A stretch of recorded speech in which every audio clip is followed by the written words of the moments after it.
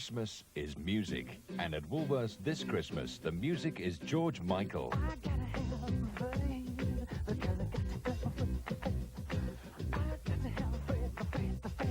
Bruce Springsteen.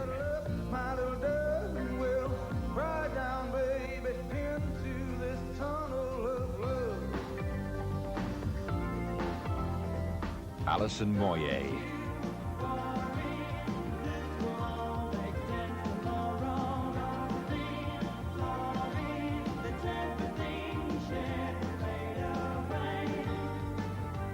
Michael Jackson.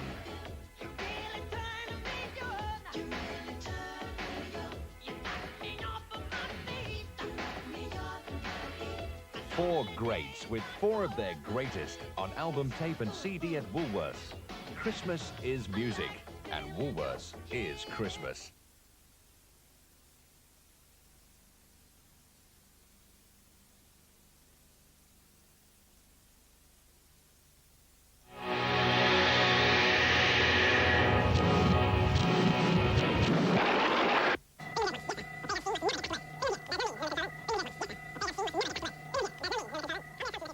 Ladies and gentlemen, imagine, if you will, the year is 1941. The world is at war. A black horde of Nazism stretches out its tentacles to engulf the free world. One by one, the countries fall. Poland, Czechoslovakia, Belgium, Denmark, the Netherlands, France. At the head of this black army of evil marches one man only, a figure of fear, of terror. Ladies and gentlemen, if the devil had a name and wore his underpants outside of his long johns, then they would call him the Scarlet Claw.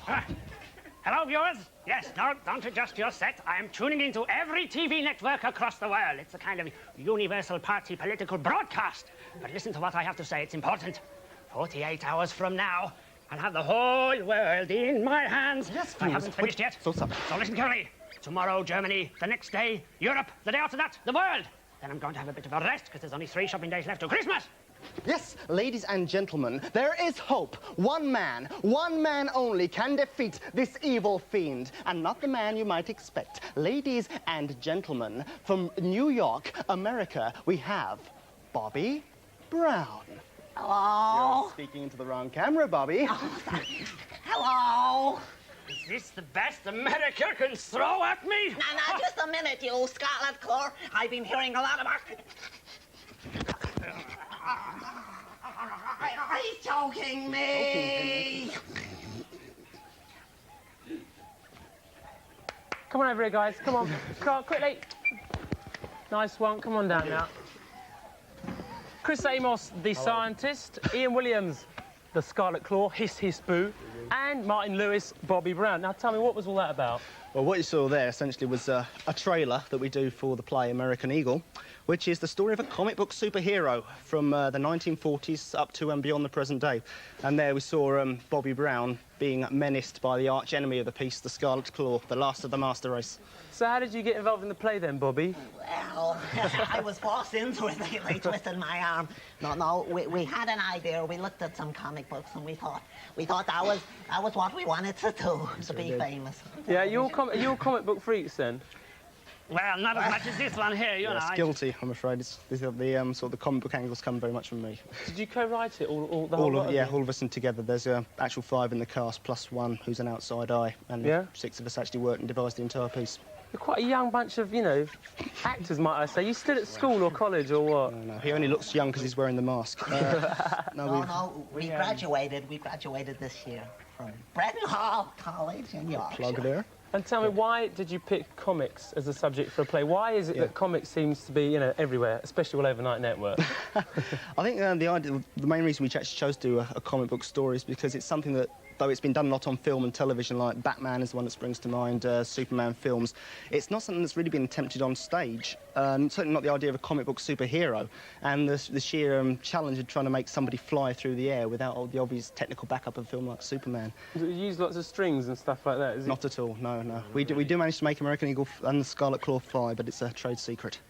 Is it quite stylised, all the stuff that goes on in the play, then? I mean, we saw with the fight, you know, he goes up, he goes down. It is stylised because we do literally try and portray the sort of frames of a comic, so it is very much pow, sock, and so on. And, you know, there is a serious undercurrent to the play, isn't there? Yeah. What is it? Good question. Mainly what it is, the play deals with two angles. On one hand, we do try and deal with the politics and the way that politics have progressed from the post-war America up to the present day of the current Reagan administration and possibly what could happen beyond that. And so we try and show how various major political issues in America, such as the Watergate scandal, the bombing of Tripoli, are presented in the comics, and how the comic book characters might react in that sort of situation. That sounds, you know, really worthy, but is it the sort of play that people who aren't into politics or comics can enjoy? Oh, yeah, I hope so, because the star... Light-hearted anyway, isn't it? Sorry, Yeah. Yes. Out of character. God, it's horrible. It's very light-hearted anyway, so the political side of it doesn't really take over and develop any heavy message, does it? It's We not. try and keep it in terms of very much what it is, which is a pantomime, if you like, Yeah. pantomime style. And so tell us about your character in the play then, Chris. My character, well, I'm one of these ubiquitous people that's termed, hello, camera 3, that's termed everybody else, really. I play numerous characters, well, we all do throughout. Mainly it's the guy who plays Bobby Brown, American Eagle, that has a few characters, but we are everybody else. And I play the scientist, Professor Ernstein. You're the creator, are Who you? creates American Eagle, slightly eccentric Central European scientist that creates the guy. And also Jihad, the Libyan supervillain, and numerous others, half the Vietnamese army at one point in time, which is quite a challenge, but he's the So other is it half. based in... Where is it based then, the play? Where is it based? Yeah, all over the world, or... Oh, yes. In a time American near you. American Eagle is globe hopping, yeah, very much. Right. And tell us a bit about the horrible, hideous Scarlet Claw. Well, he's a villain created by Adolf Hitler back in 1941. Reappears again in... What year was it he appears again? 87, I think we see him again. 87, yeah. So are and, you- and this, for the final conflict... Are you a real comic book hero then? I mean, have you? Real comic book villain, yes, yes. Oh, beg your pardon. Yeah, you've actually featured in comics and stuff. Then you're not a created item. It's sort of a mishmash of one or two other villains, really. It's just the Tell us, universal... Chris, villain. who can save the universe from the hideous Scarlet Claw? Not who you might imagine, sir. Not Bobby Not Brown. me. Not even you, sir. Not much as I imagine you'd like to try, but there is only one man, ladies and gentlemen, and that man is the ultimate weapon of democracy, American Eagle! Hooray! Right, viewers, don't touch that dial. Normal viewing will be resumed shortly. Now, Clore. Bobby Brown, thou art transformed. So, Eagle, we meet at last? You always say that, Clore. Oh, no, I don't. Oh, yes, you do. Oh, yes, you do. Oh, no, I don't. Oh, yes, you do. Oh, nein, ich bin nicht. We met on the fields of superhuman conflict. Whoa. The fighting was always deadly, furious, and fast. Thud! Pow! Arr! But no matter how many times I foiled his evil schemes, he always managed to avoid me. Whoa.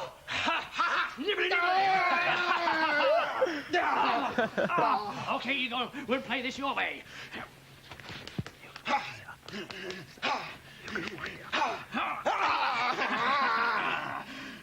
There we have it. So, ladies and gentlemen, the question must be asked, is this the end for our hero? Is American Eagle's goose finally cooked? You can find out by being at the Old Red Lion Theatre upstairs, Islington, throughout the entirety of January. In London, watch the space. Now then, thank you very much, Martin, Neil, and Chris. Now then, from comic book fantasy to comic book reality, we're going to take you over to two guys who are the most up-to-date exponents of comic book art. None other than Neil Gaiman and Dave McKean. How you doing, guys? Now, what do you think of our little performance there? But it was huge fun. Yeah? Great stuff. You want to get involved in that? You start wearing your pants on the I've outside? got a bland badge. You got a bland badge. Wearing a sound effect. Well, that was about DC Comics, and you are the DC Comics of the present and the future. You've had a book out, Violent Cases, is that on number one there? Which is a very different style of writing and style of illustration from the typical sort of, chats we've just seen. Can you tell us a bit about Violent Cases, then? Violent Cases is a story about memory. It's Maybe we can look at the artwork whilst we're doing this. Yeah. it's told by an adult, Yeah. remembering being 4 years old and remembering being treated by somebody who may or may not have been Al Capone's osteopath. It's an overworked genre, but I think we run a few changes on it. And it's quite dreamy, some of this artwork, isn't it? It's not conformed to sort of like the usual square grid, is it? That's right. I mean, because the whole book is about memory, we decided that's an ideal subject to try different ways of storytelling. That the character remembers different things in different ways, as you do when you try to piece your you know, piece your stories together, piece your memories And together. this is something that's out now, but you've also brought along some work from the next project, which is, let me see, under here somewhere, isn't it? That's true. It's a piece called Black Orchid. Now, when will this actually be coming out? When will this actually be published? Black Orchid won't be out until next October. They Well, take this is a quite a sneak while preview to come for out. Unite so- Network viewers. That's true. And tell us a bit about this one, because it's much more colourful, isn't it? Than, Yeah. Well, Well- if we go to... It's a bit more of both. The idea of the story, this is a much more specific style, it's a much more straight narrative. So what we've decided to do, it seems like the Black Orchid is this natural character, all the natural elements in the book, brilliant, bright colours like the greenhouse and the birds and everything. And I'll show this page, it'll show it up. All the people, all the buildings are in black and white. Right. All the cities in black and white. And all the natural elements are just in these brilliant colours. Try and point out some of the differences. And how close do you both work? You do the writing, Neil, and you do the artwork. I do the writing. We work very closely. I tend to come up with the stories and... Being the writer. Being the writer and what people say and so forth. Then I hand it over to Dave, who basically visualises it. Because so far, comics have all been, like, set in America with guys like, you know, Superman, or they've been, like, in post-Holocaust, as you'll see in Judge Dredd and stuff. But this stuff's, like, you know, what sort of Well, era would you set it? Well, this is set in present day. Violent Cases is set partially in Get back to Portsmouth. the cover of that, because it's great. Partially set in Portsmouth in the 1960s, partially set in the 1920s. And This is great. if we go to a few pages of this, that's... Yeah, let's see if we can have a look at these. We've got a gangland slang here. The kid is being told about this appalling You see, gangland most slang. people would normally jump in with the blood and ketchup, wouldn't they, on this? Well, it's much more effective if it's done subtly. We're actually cutting backwards and forwards from this appalling gangland slang where Al Capone is going beating people's heads in with baseball bats to a children's party. Plus, the main point of the way that things are going is that, and this is just a piece of fiction, it's just like general fiction, it's just a general story. Superheroes are not really sort of dominating the market anymore. The people in there really just are interested in other things. We've had Watchmen, we've had Dark Knight, Yeah. both of which I think took superheroes about as far as they could go in various different directions. Now we're getting into things like Mouse, which is about the Holocaust. So what could happen to comics now? We've seen plays about it. There's a film being made about Batman next year, right? Yep. I mean, New Batman movie. what's going to happen? Is our comics going to invade everybody's life? I hope so, yes. I think that comics have a huge amount of potential that's been untapped. We're starting now. It's as if you've had... Movies were invented about the same time as comics. Right now you have every different kind of film under the sun. But comics, you just have superhero comics and kids' We're going comics. to see them in education as well. We'll see them in education. We'll see them... I think people will start reading comics for pleasure. Currently you have a stigma. It's embarrassing to read a comic on the tube. Yeah, but in We've got to get Japan, rid of for that. instance, they, like, sell millions of copies a week, don't Oh, they? yeah. The best-selling Japanese comics are the size of telephone directories, and they sell 3 or 4 million copies a week. Now, we've had Paul Gambaccini and talking about comic book collecting, and it's quite a lucrative business, you know, collecting all these originals. Tell me, what's it like on the creative side? Are you making a lot of money doing this? We're making enough money that Dave doesn't have to do album covers and book covers and things anymore, and I don't have to do any more journalism. Are you making the money here or in the States? In the States. And how much would you make for a thing like Violent Cases, selling it in the States? Well, Violent Cases doesn't really count. Black Orchid, I'm getting paid about $12,000 to write it, and Dave's getting paid lots and lots of money to draw it. Why is the artwork earn more? Well, Neil can write many more stories than I could draw in a year. It takes me ages. I mean, to do one of these pages, let's go back to a page of Black Orchid. Yeah. How long would that take? They take their time. I mean, a day, 2 days, but I've got to draw 150 pages for Black Orchid. Well, that's great. Listen, Neil and Dave, thanks very much, and thanks very much to American Eagles. Well, stick with us on Night Network, because still to come, we have the best in music, and after the break, feast your hearts out with the stars. See what Madonna and Sting like to eat of an evening.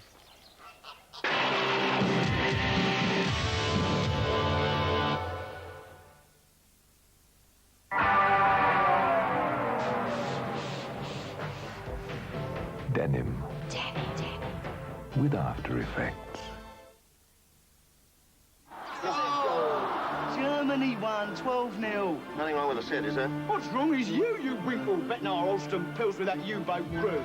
Still, why can't we send them down the draft lager instead? No reason at all, as far as I can see. We've been rumbled. They know most of the sugar turns to alcohol in Holston pills. Open fire! There's the equaliser. A Holston Pills production.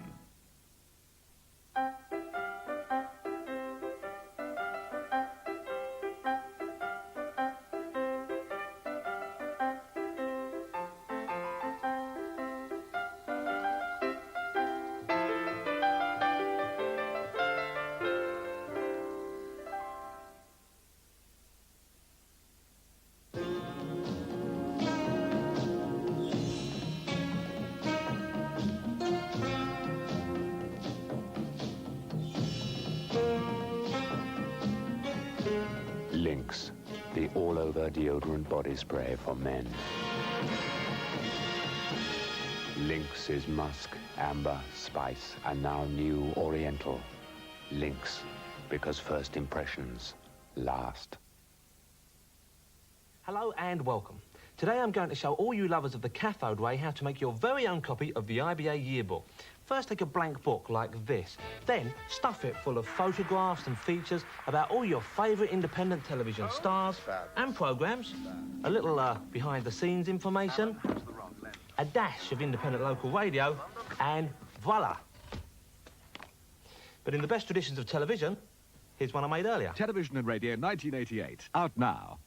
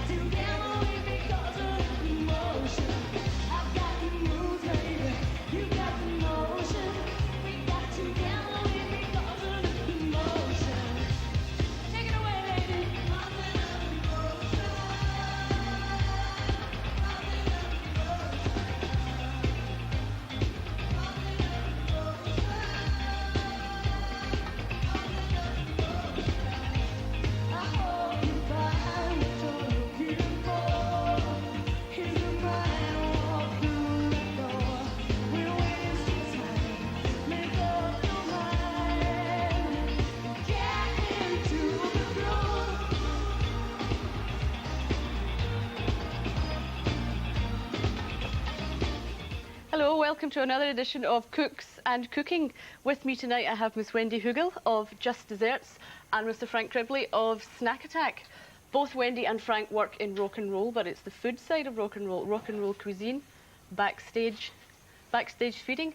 So Wendy, how did you sort of get into all this? We started at Sheffield Polytechnic, about 10 of us, involved in the entertainments committee. And because we were all doing catering, I was doing home economics, we all got lumbered with doing the food for them when they didn't have their own caterers. And this developed into And then we went and all worked for different catering companies. And I did it for my industrial placement when I did a management course. Nothing to do with it, but it's the only thing I could find at the time. And then we all carried on working in it. How long have you been doing it, Frank? About 5, 6 years now. It's quite a long time. Long enough. But I left. I now run my own company. Snack Attack. Snack Attack. You're rival companies, in fact. Yes, we're still just desserts. We're still good friends. Yes, of course. Well, we saw Madonna on the video roll there. You were at the Madonna Wembley gig in August, and Madonna's a Leo, so it was her birthday then. I understand you made a birthday cake for her. Yes, we had to make a fat-free cake without any dairy products in whatsoever, which is really difficult considering it's mainly eggs and butter and things like that.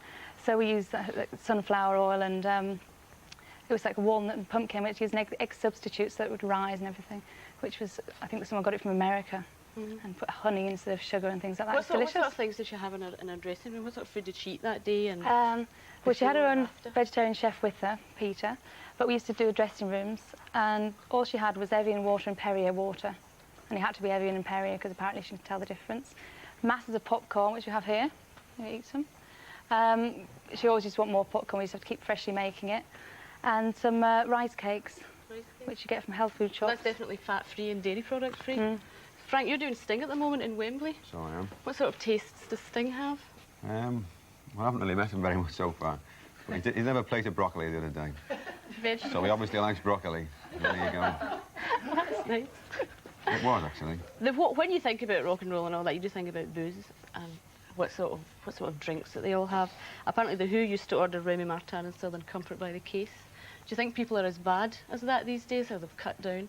Are they more health conscious? Because there are very many more vegetarians around than there were before. This is our vegetarian dish today. I don't know if the camera can pick it up. This is a nut ristle, a nut sort of, it's like a nut roast bake. Vegetarians still drink, though. They still drink? Anybody in particular? Can we prize anybody out of you? Who's the biggest drinker around today? I'll go for Tom Jones. Yeah? Tom Jones? Well, does he drink as well?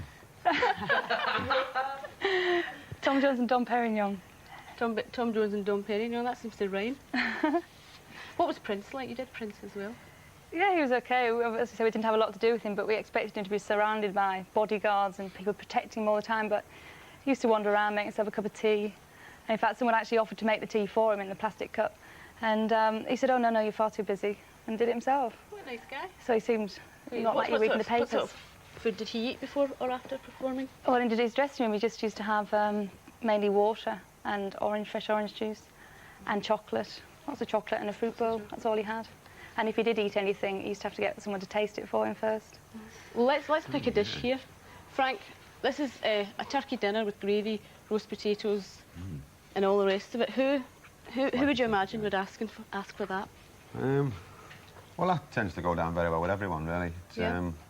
It's what we're there to provide. It's an English-style dinner. Good English cooking. So when we're in not such a good gig, somewhere in Italy, perhaps, and you turn out something like that, it's just a little taste of home. Nice, yeah. What sort of food do the heavy metal acts like? Because I imagine, being prejudiced, that they drink a lot. So what do they wash it down with, or rather the reverse? Heavy metal tend to be the quietest people off stage. Really? And they go on and they go a bit mad. But they're quiet off stage. Yeah. But they like sort of potatoes and gravy and all that kind of curries. Love curries. Down to earth. Normally. Shepherd's you went across the Iron Curtain with Iron Maiden. Yeah. What was that like? It's very down to earth. Very down to earth. What was the like? You imagine the availability to be pretty slim. Well, it's impossible. You can't buy meat. You have to take it with you. We went in springtime, so it wasn't too bad because there's plenty of vegetables. But you have to take everything with you. Drink, water. We even have to take our milk. Milk? Take UHT because their milk isn't too clever. Oh my gosh. What else here? Who would have... Yo, listen. I'm sorry about this. Guys. But listen, I'm a superstar. I need catering. I'm starving. I just come off stage. How do people treat the food? You know, you get all these superstars. I mean, how do they treat it? They do all of this sort of stuff, like, some popcorn. Probably get hit if they did that in the kitchen. Yep. You treat it like that? I mean, they never sort of, how do you consider it? Are they rude and vulgar and noisy? No. No, most of them will come to Liverpool like he does now. No, most of them are fine. They're usually very polite and very Do you nice. treat you like equals, or are you just definitely employees? No, and it's really boring because they're dead normal. You expect Yeah. like big superstars. And Well, I went along to the Sting gig last night, and it was a nice atmosphere, got a big room, Yeah. and everybody was just milling around, all eating and all that. Like me. Frank put on a very good spread. I thought it was great. Thank you. Well, what are you doing next, Wendy? What's your next move? I'll be at Wembley on Monday and Tuesday doing Simply Red. Simply Red. We saw Mick Hucknall earlier on. So he's a bit of a foodie, so that should be nice. Yeah. Have you got your brief for that yet, or have you found out? Well, they have a rider. They're actually on tour at the minute. I'm joining them in Wembley, so you get extra people and things like that. There's quite a lot of vegetarians on that. So you were getting lots of veg. But apparently they're all very nice. Nice vegetarian recipes? Yeah. Oh, that sounds great. And Frank, when will you be finished with the Sting at Wembley thing? We finish on Sunday. That's in tomorrow? Sting. Yeah, we got. Not tomorrow, but the next We've day? got 3 more gigs left. Three more Today's a gigs. day off. You're buying more Otherwise I broccoli? couldn't be it. More broccoli, and we'll be having a turkey dinner, but hopefully it'll look a little bit better than that one over there. Thanks very much. This is all really nice. I'm great. shocked. I like the salmon. Can I keep this plate of salmon, actually? And you can We should be able to find some black pepper at some say point. good night to the people. Thank you very much, Wendy and Frank. Thank you so much for coming in and telling us all about rock and roll food. After the break, we've got Paul Thompson talking to an unidentified flying object in the shape of Phil Mogg. And loads of salmon.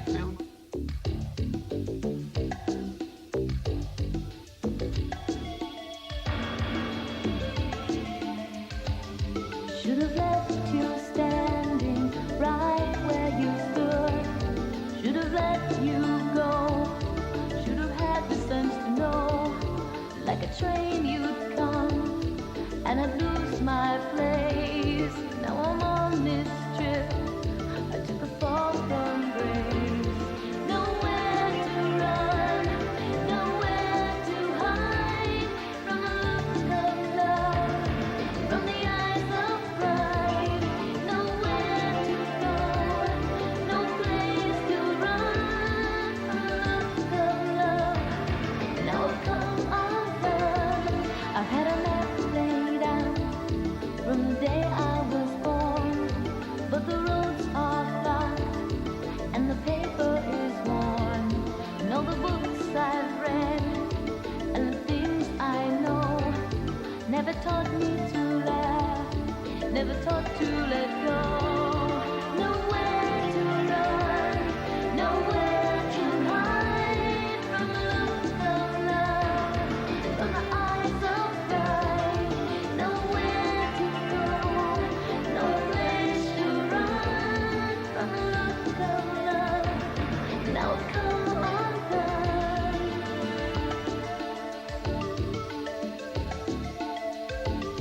My conscience is clear. I know right from wrong.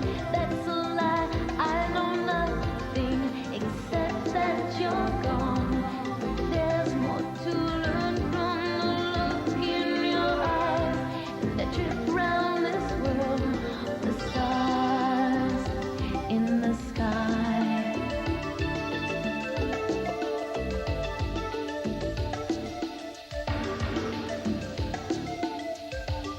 Now all the books I've read and the things I know never taught me to live, never taught me to let go.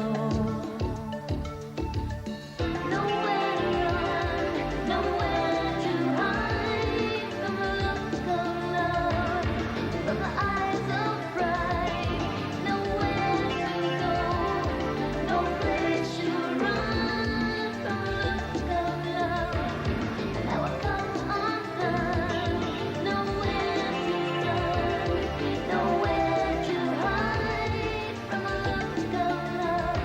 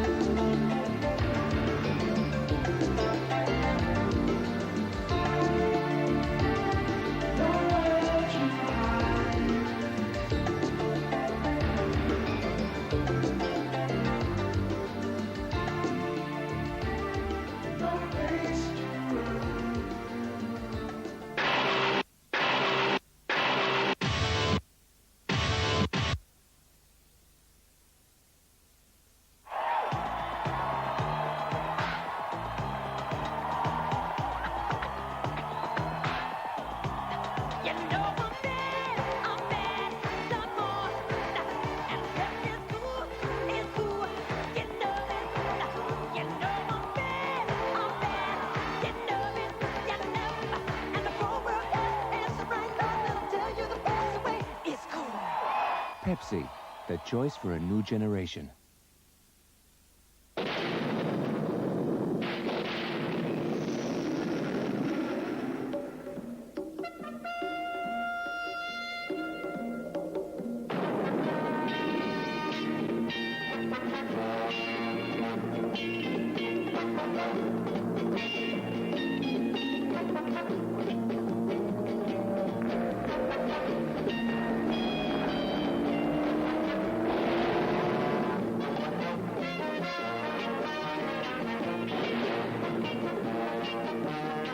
Where am I?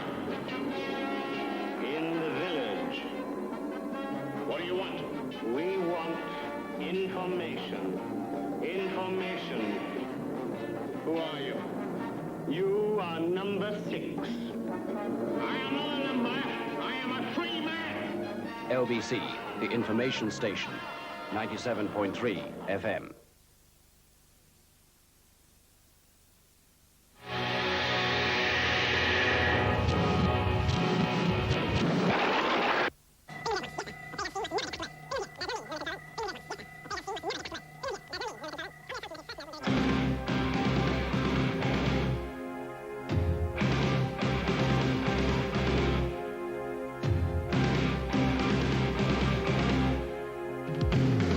Lovely, tender, lovely, true.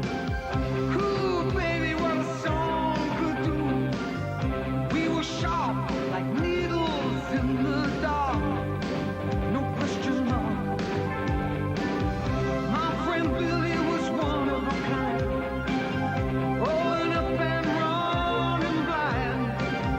We could take a sunset and make it real. Stood together on the edge of a knife. Proved to be friends, brothers for life. And we have seen the night run. It's 1,000 miles away. Yes, we have seen the night run. Pass us by in just one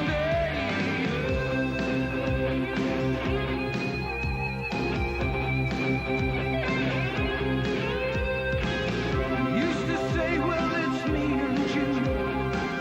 Cool, we could make dreams come true. And we put some magic in this night. Oh, feels so right. Came across your photograph. Everything was just a laugh. Where do you go when you reach the end? Into the night, we would explode with a hand on my heart and a wheel down the road.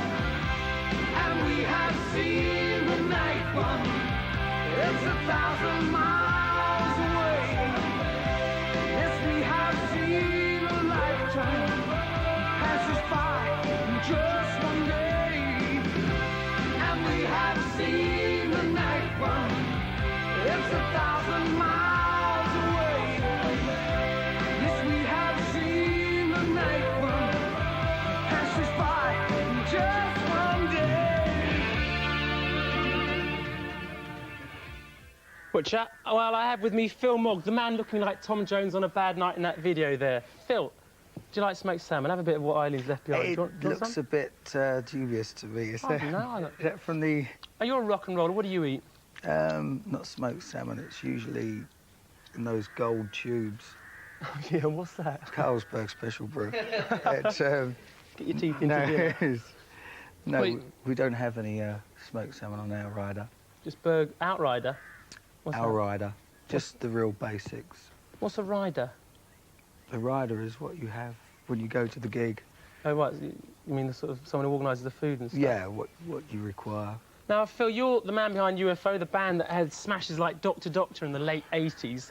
And, you know, just very briefly, what happened to UFO between then and now? I mean, there was a couple of split-ups and things like that. It's basically been one of those ongoing situations where we work together or work with different people, and then when you feel like calling it a day for a while, you sort of pack up, and then if you want to get back together again, you do. You know, it's not like a kind of a an ongoing group thing. We sort of stop and then start playing when we want to. Well, your record company has been like plugging us fairly hard to put you on because you're connected with this Metal Hammer Christmas party in aid of the Great Ormond Street's Children's Hospital Wishing Well appeal on the 23rd.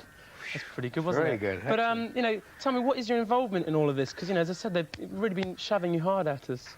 Well, we was asked if, you know, we'd like to do it, and it seemed a real good thing. So we said, yeah, you know, just get the band together. Have you got kids of your own? Yeah. I mean, you know, are you doing it because you actually are interested in kids' charities and stuff like that? There wouldn't be any other reason for getting it together. I mean, it seemed appealing to the group to do it, and it seemed like good fun. What's it all going to be about, then? What do you mean, the playing? The charity. The charity. To raise enough money, or more than enough money, if you charge £6 to £8, I think, per person, you should be able to raise about 15,000 from the actual gig. Yeah. Has this been a rush job, this whole thing? Because some of the people I'm talking to from Metal Hammer seem to suggest that it was. It's been fast, but when you're professional. Do you think if you weren't in the music business, you'd be as committed to charity as you obviously seem to be? Not really. Why not? I mean, it's having one of those to be able to do something at the moment. Like, I mean, if I wasn't actually in a group or singing in a group, I wouldn't have that.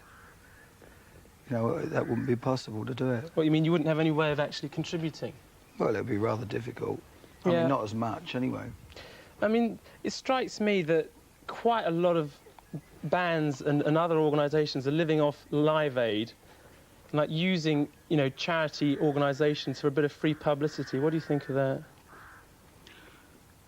I don't know. I think basically if you get the money in for the charity, then any publicity is good publicity. I mean, in this instance, it doesn't really relate because we're not that kind of group. Sorry, you're not?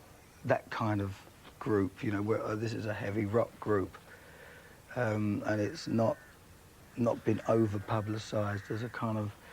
It's not like your Band Aid stuff and everything else. Then again, I think if this was just a UFO gig, you wouldn't be here now. It's the fact that it's supposedly a big charity organisation. That's why you're talking to me. Well, we could have done a UFO gig, but I think this is better. Yeah? Yeah, it's more beneficial. Now, apparently the original UFO was supposed to be lining up for this. It was like bury the hatchet of past times. What's happened? It's real difficult. You've got Michael's playing somewhere else, Pete's off playing somewhere else. What about, if they're playing elsewhere, what about their commitment to charity, though, you know? It seems like quite often, you know, when when a rock star's not on tour or something, do something else, get a bit of publicity, go and, you know, do some charity work. I mean, that doesn't sound like real commitment to me. Probably not. It's extremely difficult, though, to get sort of 5 people in one place at one time when they're all doing other things. At the moment, it's the same lineup that we had on the Misdemeanor tour, which we did England and Europe. So it's basically the same UFO lineup that we had. So what are going to be the attractions on the night? Apart from UFO, of course. And that's salmon. No, it should be... there's quite a lot of people turning up, and it should be quite a real good turnout. Like what? I mean... I don't know, I'm not supposed to say. No, there's quite a few. Come on, you should be up on all this stuff, Phil. Well, hang on, there's supposed to be... No. Well, listen, Phil, thanks very much for coming in. Thank you. If anyone wants to find out about this charity organisation, it's Metal Hammer Christmas Party at the Astoria, London, on the 23rd of December, and it's in aid of the Great Ormond Street Children's Hospital Wishing Well appeal. Phil, thanks very much. Hope it goes well. Thank you. Well, you can find out for yourself what's going to happen on the 23rd at London's Astoria Theatre. It's the Metal Hammer Christmas Party in aid of the Great Ormond Street Children's Hospital Wishing Well appeal. Now then, we're going to give back a lot of competition prizes. Let's go over to Mick Brown at the bar.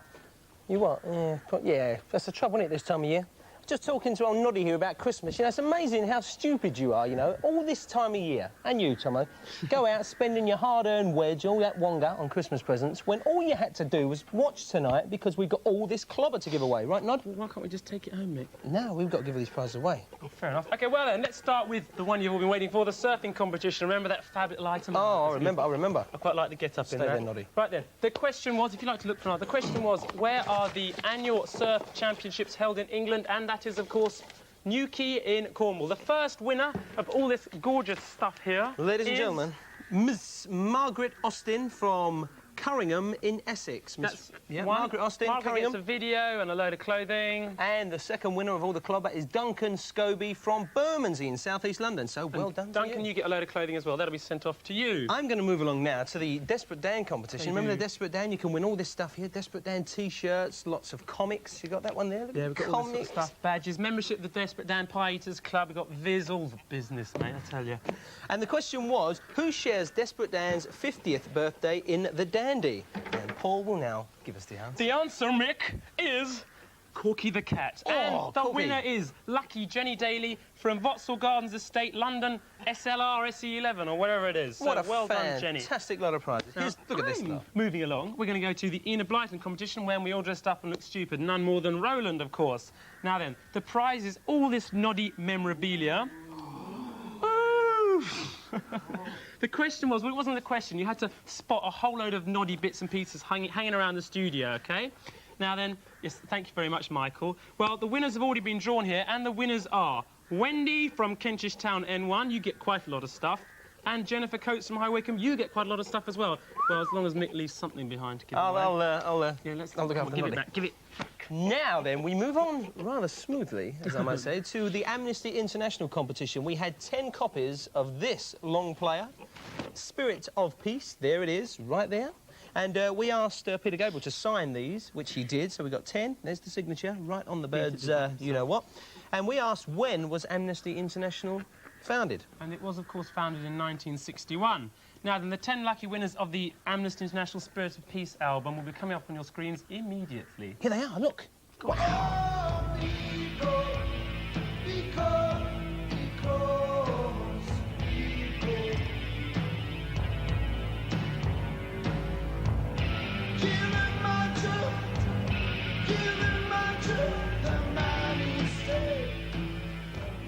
Right then, we come on to the Mel Brooks competition. Yes, you can win this baseball shirt off Mel's very own bat. Oh, Christ alive. Now then, the question was, which Mel Brooks film was great for cowboys but disastrous for baked beans? Thank you very much indeed. The answer, please, on a postcard to that question to us here at Night Network, PO Box 90, London, SE1 9PR. And mark your cards Mel Brooks, and you can win this fabulous T-shirt. That is brilliant, that T-shirt. I like it, I like it. Right, we've got loads of these to give away now. Oh, yes. These are the Fashion Victim T-shirts. Yes, nice? well, the question for this one was, can you nominate your favourite fashion victim amongst your buddies? Send us a picture. And here come the very unlucky winners. More! There's more! I can't believe this.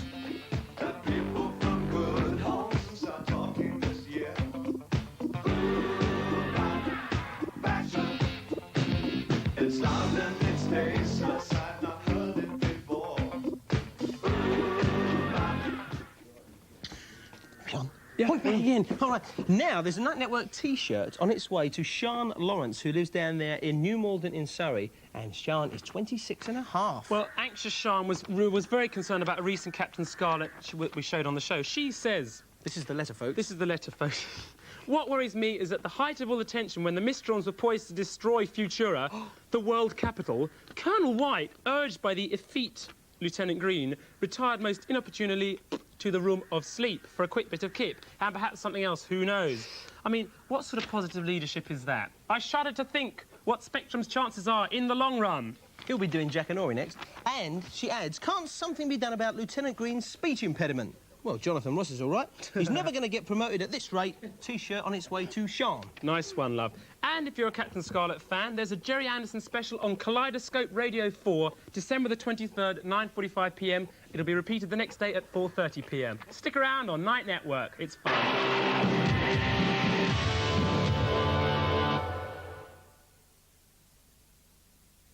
Hello and welcome. Today I'm going to show all you lovers of the cathode ray how to make your very own copy of the IBA yearbook. First, take a blank book like this. Then, stuff it full of photographs and features about all your favourite independent television stars and programmes, a little behind-the-scenes information, a dash of independent local radio, and voila. But in the best traditions of television, here's one I made earlier. Television and Radio 1988, out now.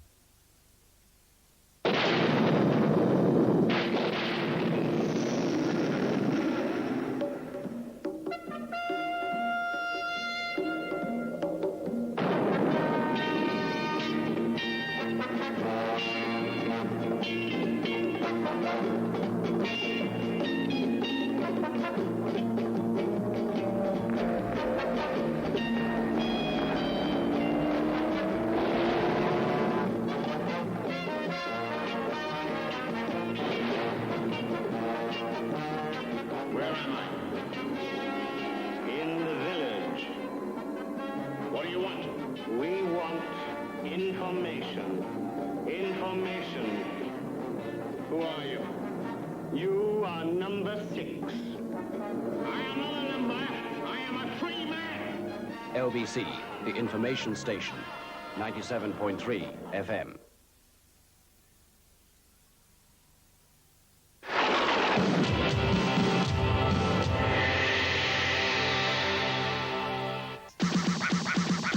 I know you're gonna dig this.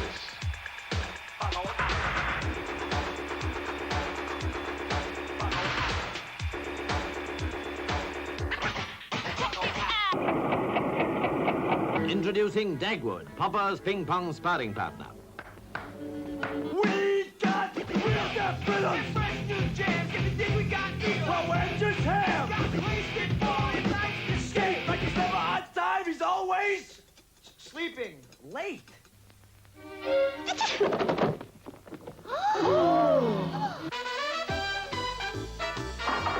Put Royal Triton in Cynthia's little tummy. Right, lady. Cynthia will just love that Royal Triton.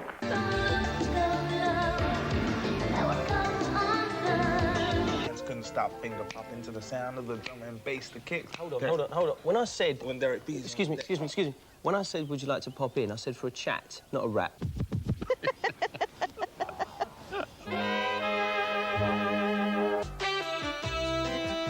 Why were you on the Royal Command Condolences show, then?